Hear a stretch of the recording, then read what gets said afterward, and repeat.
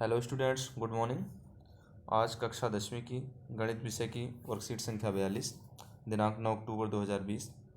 और आज का हमारा प्रकरण है वृत्त की स्पर्श रेखा।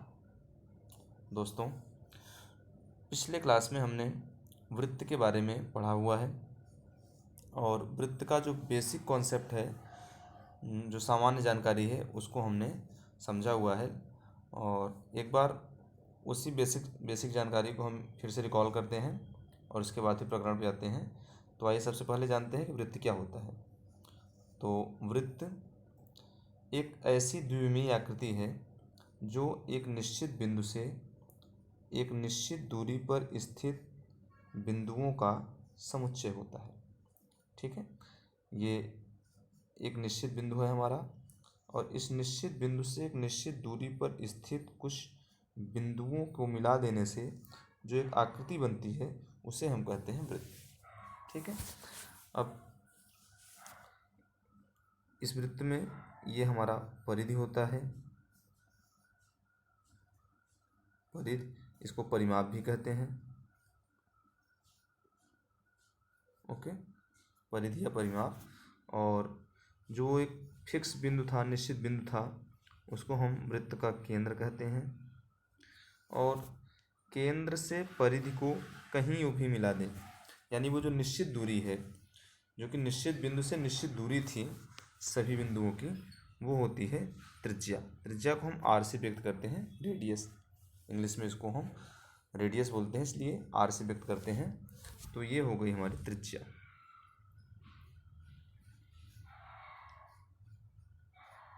ठीक है, तो वृत्त एक ऐसी द्विमीय आकृति है जो कि एक निश्चित बिंदु से निश्चित दूरी पर स्थित बिंदुओं का एक समुच्चय है, या उन निश्चित दूरी पर स्थित बिंदुओं को मिलाने से जो आकृति बनती है उसको हम वृत्त कहते हैं। ठीक है, तो वृत्त के कुछ भागों के बारे में जान लेते हैं। अब ये हमारा कोई एक वृत्त है, यहाँ पर हमारा केंद्र हो गया और ये त्रिज्या हुई। ठीक, वो हम मान लिए केंद्र, और ये त्रिज्या हुई, ये परिधि, ये परिधि का पार्ट हो गया हमारे।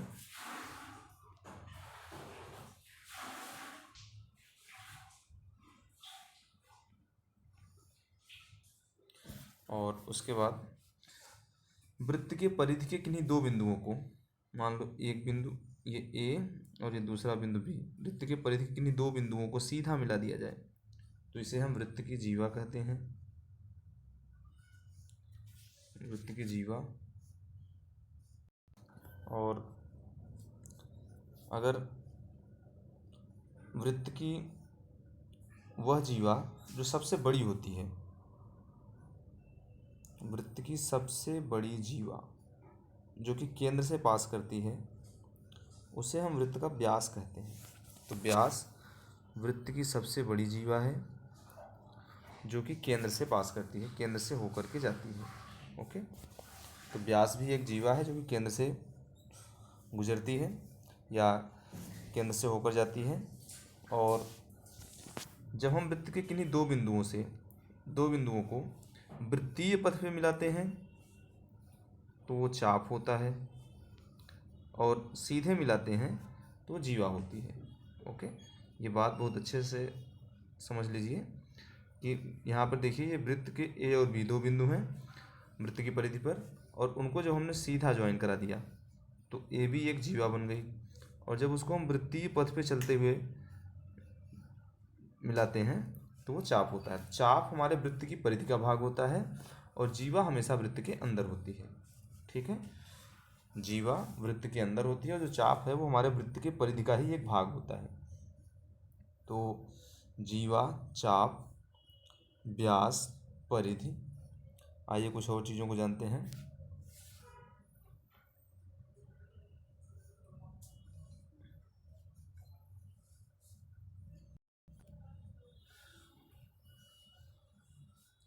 वृत्त की परिधि या वृत्त की चाप और जीवा, इन दोनों के बीच की जो एरिया होती है उसमें वृत्तखंड बोलते हैं। ये वृत्तखंड होता है जो कि चाप और जीवा के बीच का भाग होता है, वृत्तखंड।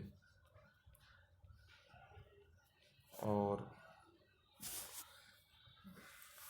वृत्त की कोई जीवा वृत्त को दो भागों में बांटती है, तो यहाँ पर वृत्त के दो खंड बनते हैं। तो जो छोटा वाला भाग है ये लघु वृत्तखंड हो जाएगा, और जो बड़ा वाला भाग है वो दीर्घ वृत्तखंड बोलेंगे। ठीक है।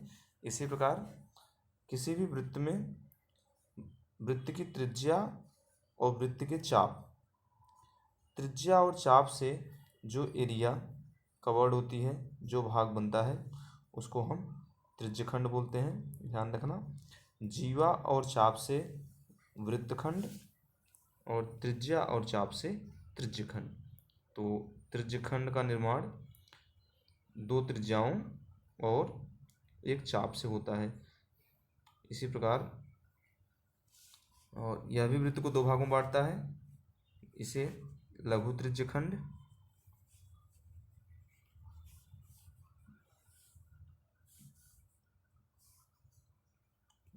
लघु त्रिज्यखंड और इसको दीर्घ त्रिज्यखंड।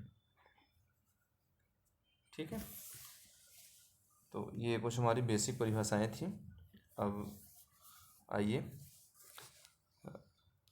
वर्कशीट की ओर चलते हैं और देखते हैं इसमें क्या स्पर्श रेखा के बारे में जानते हैं। तो याद कीजिए, दिए गए वृत्त में रेखाखंड सी डी, अभी हमने आपको बताया कि रेखाखंड सी डी, तो यहाँ पर देखिएगा ये जो सी डी है ये वृत्त की जीवा है। रेखाखंड सी डी वृत्त की जीवा है। वृत्त की त्रिज्या, केंद्र और चाप वृत्त के कहाँ स्थित होते हैं? तो वृत्त की त्रिज्या वृत्त के अंदर है, केंद्र त्रिज्या अंदर है, केंद्र भी वृत्त के अंदर होता है, और चाप जो है वृत्त पर स्थित होता है। तो ये जो तीनों पार्ट हैं, वृत्त की त्रिज्या, केंद्र और चाप, ये वृत्त के अंतर्भाग में। एक बात स्पष्ट कर देते हैं कि कोई भी वृत्त समतल को तीन भागों में डिवाइड करता है। एक वृत्त का अंदर का भाग जिसको अंतर्भाग बोलते हैं, और एक बाहर का भाग जिसको हम बहिर्भाग बोलते हैं, और एक वृत्त पर। ठीक है। जो ये वृत्त की परिधि पर कोई बिंदु होता है तो वो वृत्त पर स्थित माना जाता है। तो वृत्त की त्रिज्या जो कि वृत्त के अंदर होती है, केंद्र भी वृत्त के अंदर होता है, और चाप भी वृत्त पर स्थित होता है। तो ये कुल मिला के ये तीनों पॉइंट वृत्त के अंतर्भाग में स्थित है। ओके। नेक्स्ट, वृत्त की व्यास वृत्त की सबसे लंबी, अभी हमने बताया कि जो व्यास है वो भी जीवा ही होती है। तो वृत्त का व्यास वृत्त की सबसे लंबी जीवा होती है। ओके। नेक्स्ट, आकृति 1 में रेखाखंड वृत्त के केंद्र से होते हुए वृत्त को दो बिंदुओं पर छूता है। यह रेखाखंड वृत्त का व्यास है। यहाँ पर आकृति 1 में कोई एक रेखाखंड जो कि केंद्र से होकर के जाता है और दो बिंदुओं पर टच कर रहा है वृत्त को, तो ये वृत्त का व्यास हो गया। और आकृति 3 में रेखाखंड वृत्त के बाहर स्थित है तथा वृत्त को केवल एक बिंदु पर छूता है। जिस बिंदु पर यह रेखा वृत्त को छूती है वह बिंदु स्पर्श बिंदु कहलाता है। आकृति 2 में रेखाखंड वृत्त के बाहर स्थित है तथा वृत्त को कहीं भी स्पर्श नहीं करता। और आकृति 4 में रेखाखंड वृत्त को दो बिंदुओं पर प्रतिच्छेद करता है। यह वृत्त की एक छेदक रेखा होती है। यहाँ पर देखिए चार प्रकार की आकृतियाँ दी गई हैं। तो पहली आकृति में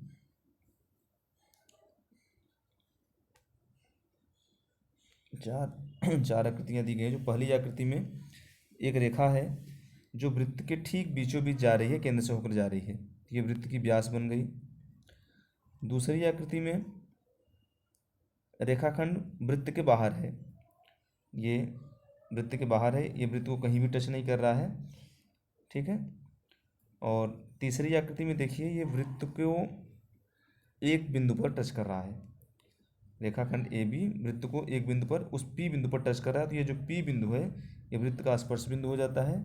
और चौथी आकृति में रेखाखंड वृत्त को दो बिंदुओं पर कट कर रही है या प्रतिच्छेद कर रही है, तो ये वृत्त की छेदक रेखा हो गई, छेदक रेखा। ठीक है, तो कोई भी रेखा, अभी हमारे पास 4 सिचुएशन ही आ सकती हैं, मेनली 3 ही सिचुएशन है। या तो कोई रेखा वृत्त को 2 बिंदुओं पर प्रतिच्छेद करेगी, जैसे कि यहाँ पे कर रही है और यहाँ पे कर रही है, या तो एक बिंदु पे प्रतिच्छेद करेगी, या तो प्रतिच्छेद ही नहीं करेगी। ठीक है, पहली और चौथी आकृति में 2 बिंदुओं पर प्रतिच्छेद कर रही है, तीसरी आकृति में एक बिंदु पर प्रतिच्छेद कर रही है, और दूसरी आकृति में प्रतिच्छेद नहीं कर रही है। तो एक रेखा और एक वृत्त के बारे में ज़्यादा से ज़्यादा ये 3 सिचुएशन हो सकती हैं। ठीक, तो जब कोई भी रेखा किसी वृत्त को 2 बिंदुओं पर प्रतिच्छेद करे तो छेदक रेखा हो जाएगी, अगर एक बिंदु पर प्रतिच्छेद करे तो वह स्पर्श रेखा हो जाएगी, और तीसरी जो रेखा है वो उसको बिल्कुल बाहर से ही निकल जाती है। ठीक है, तो अब यहाँ से स्पर्श रेखा की हमारी डेफिनेशन क्लियर हो गई कि ऐसी रेखा जो वृत्त को छूती हुई निकल जाए या वृत्त को एक बिंदु पर स्पर्श करे तो उसे हम उसकी स्पर्श रेखा कहते हैं, और जिस बिंदु पर वह वृत्त को स्पर्श करती है या वृत्त की परिधि को स्पर्श करती है वो उसका स्पर्श बिंदु होता है। यहाँ पर P बिंदु वृत्त का स्पर्श बिंदु है।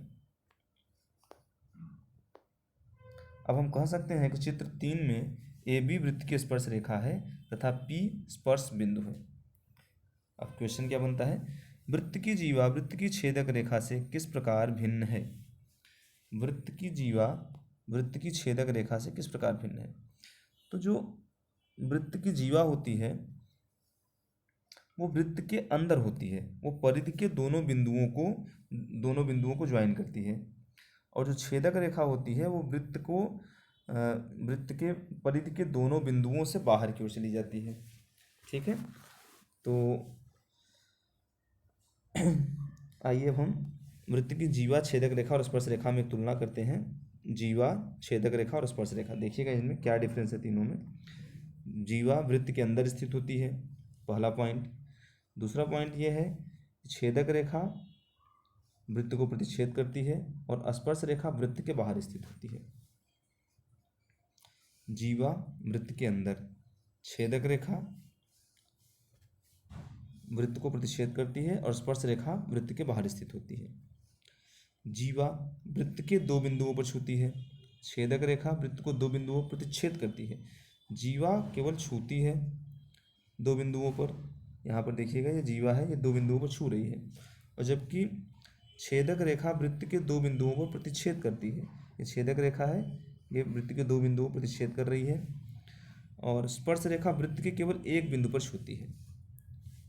ठीक है, स्पर्श रेखा वृत्त को केवल एक बिंदु पर स्पर्श करते हुए निकल जाती है। जीवा हमेशा जीवा केंद्र से होकर जा सकती है, यस। छेदक रेखा भी केंद्र से होकर जा सकती है, लेकिन स्पर्श रेखा कभी भी केंद्र से होकर नहीं जाती। ओके, जीवा केंद्र से होकर जाती है, और जब जीवा केंद्र से होकर के जाती है तो उसी को हम व्यास कहते हैं।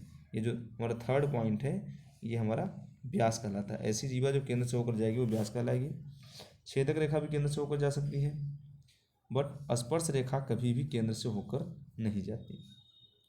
ठीक है, तो आज इतना डिस्कशन हुआ इस पर स्पर्श रेखा के बारे में, और नीचे कुछ प्रश्न दिए गए हैं। वृत्त तथा वृत्त की स्पर्श रेखा के उभयनिष्ठ बिंदु को क्या कहते हैं। तो वृत्त और वृत्त की स्पर्श रेखा के उभयनिष्ठ बिंदु, ये उभयनिष्ठ बिंदु है हमारा P, इसको हम कहते हैं स्पर्श बिंदु। ये कहलाता है हमारा स्पर्श बिंदु, पॉइंट ऑफ कांटेक्ट। आप एक वृत्त की कितनी स्पर्श रेखाएं बना सकते हैं। ओके, तो हमें पता है एक वृत्त में उसकी परिधि पर अनेक बिंदु हैं, और हर बिंदु पर, क्योंकि वृत्त की स्पर्श रेखा वृत्त को बाहर से एक बिंदु पर स्पर्श करती है, तो इस प्रकार एक वृत्त में अनेक स्पर्श रेखाएं ड्रॉ की जा सकती हैं, अनंत स्पर्श रेखाएं बनाई जा सकती हैं। ठीक है, आप एक वृत्त में कितने स्पर्श रेखाएं बना सकते हैं, इसका आंसर आ जाएगा अनंत। बहुत सारी, अनंत या बहुत सारी। थर्ड क्वेश्चन, एक चित्र द्वारा वृत्त की छेदक रेखा एवं स्पर्श रेखा में अंतर स्पष्ट कीजिए। वृत्त की छेदक रेखा और वृत्त की स्पर्श रेखा, ये हमारे वृत्त हैं। छेदक रेखा वह रेखा होती है जो वृत्त को दो बिंदुओं पर प्रतिच्छेद करते हुए निकल जाती है। ठीक है, ये हमारी छेदक रेखा हो जाएगी, जो कि वृत्त को छेद कर दे, उसको काटती हुई निकल जाए, इसलिए उसको हम छेदक रेखा बोलते हैं। और स्पर्श रेखा वृत्त को एक्चुअल में एक बिंदु पर स्पर्श करती है। ठीक है, स्पर्श रेखा जो कि वृत्त को स्पर्श करते हुए किसी एक बिंदु पर स्पर्श करते हुए निकल जाती है, तो वो उसकी स्पर्श रेखा होती है। तो अंतर क्लियर हो गया। छेदक रेखा मतलब जो वृत्त को काट दे दो भागों में, स्पर्श रेखा मतलब जो वृत्त को केवल छुए, स्पर्श करे। नेक्स्ट, सत्य तथा असत्य बताइए। वृत्त की छेदक रेखा एवं स्पर्श रेखा समानांतर हो सकती हैं। वृत्त की छेदक रेखा एवं स्पर्श रेखा समानांतर हो सकती हैं। जी हाँ, हो सकती हैं। ये हमारी स्पर्श रेखा है और इसी के समानांतर कोई एक छेदक रेखा, कई सारी छेदक रेखाएं खींची जा सकती हैं। तो बिल्कुल वृत्त की छेदक रेखा और स्पर्श रेखा समांतर हो सकती है, ये बात सत्य है। सेकंड, वृत्त की स्पर्श रेखा वृत्त को दो बिंदुओं पर स्पर्श करती है। नो, ये गलत है। अभी हमने स्पर्श रेखा के बारे में जाना कि जो वृत्त की स्पर्श रेखा होती है वो वृत्त को केवल एक बिंदु पर स्पर्श करती है। ठीक है, तो ये सत्य नहीं है। दूसरा वाला बी जो हमारा है वो असत्य है। वृत्त की स्पर्श रेखा वृत्त को केवल एक बिंदु पर स्पर्श करती है, न कि दो बिंदु पर।